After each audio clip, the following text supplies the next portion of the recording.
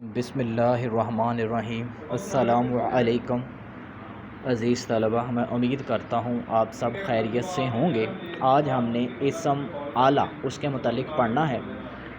اسم آلہ کی تعریف سنیں۔ آلہ کے معنی اوزار یا ہتھیار کے ہیں، اور اسم آلہ اسم نکرہ کی وہ قسم ہے جس میں کسی کے آلے یا اوزار کے معنی پائے جائیں۔ مثلاً کیا ہے؟ قلم تیز چلتا ہے تلوار سے، جس کی لاٹھی اس کی بھینس۔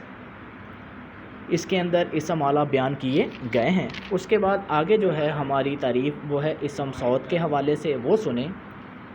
صوت کے معنی ہے آواز، اور اسم صوت وہ کلمہ ہے جو کسی جاندار یا بے جان چیز کی آواز کو ظاہر کرے، جیسے ٹک ٹک ہے، اور اس کے بعد دے دنا دن شیر کی آواز کا دھاڑنا ہے، کوئل کا کوکو کرنا، یہ سارے اسم صوت ہیں۔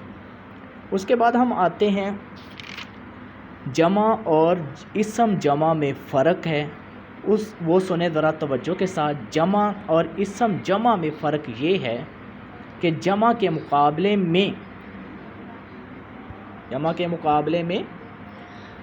میں تو کوئی واحد موجود ہوتا ہے، مثلا کتب کی جمع ہے، کتب جمع ہے کتاب کی، جبکہ اسم جمع وہ واحد ہوتا ہے۔